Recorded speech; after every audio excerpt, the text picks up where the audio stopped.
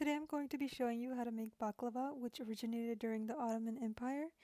The Greeks and Turks have disputed over who created it first. The Turks were most likely the original creators. It is believed that baklava was derived from placenta cakes, which were made by the Romans, and they both have very similar concepts. However, they may have different fillings. You can find different types of baklavas containing either cashews, chocolate, walnuts, or pistachios.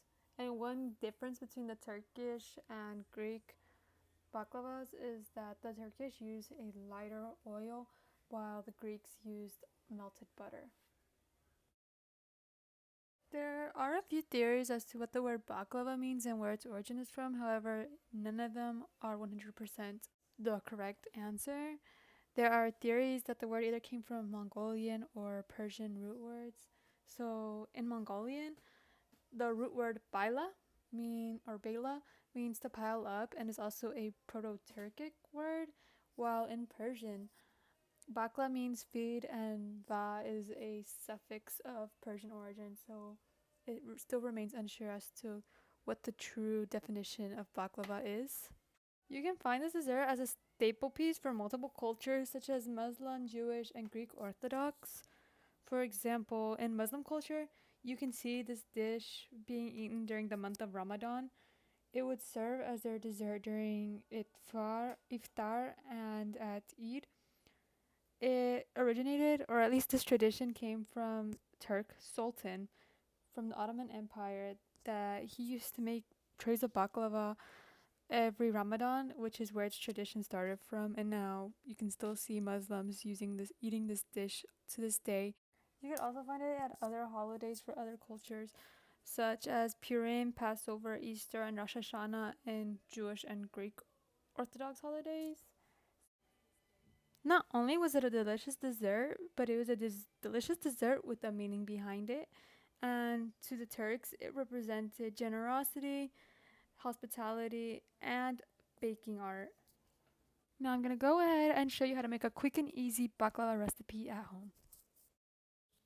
First things first, I'm going to use 16 ounces of phyllo dough and I will thaw it out according to the directions on the back of the package. Then you're going to need 1 pound of walnuts, a teaspoon of ground cinnamon, 1 cup of granulated sugar, 2 tablespoons of lemon juice, 3/4 a cup of water, half a cup of honey,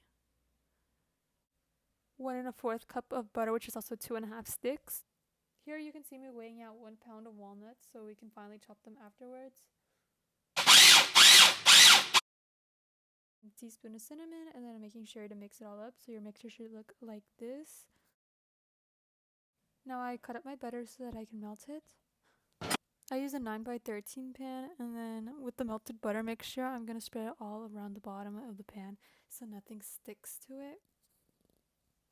Now I'm going to go in and add 1 sheet of phyllo dough to the bottom of the pan, and immediately after we'll add some of the butter mixture and spread it all across the top.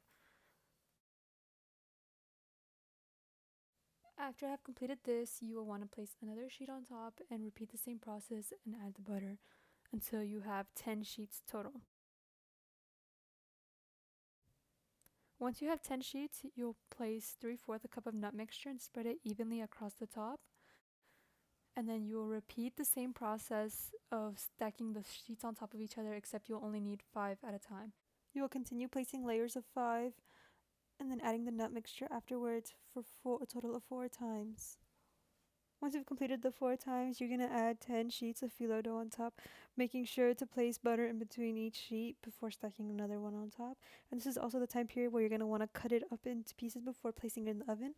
I personally forgot to cut it up before placing it in the oven, but I put it in at a heat of 325 degrees for an hour and 15 minutes. While it's baking in the oven, I went ahead and poured my sugar in a medium saucepan, as well as the 3/4 a cup of water, half a cup of honey, 2 tablespoons of lemon juice. I'm going to place all of that in a medium saucepan over a high heat and bring it to a boil. I will stir until all of the sugar is dissolved.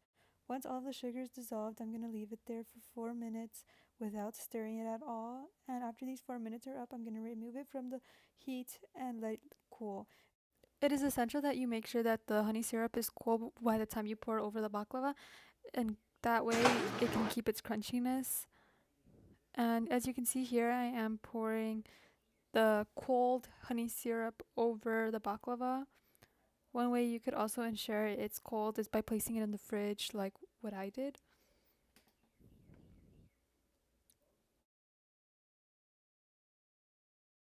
You're gonna want to leave the honey syrup marinating in the baklava for at least 4 to 6 hours, preferably overnight, so that it can get all of the sweetness inside of it.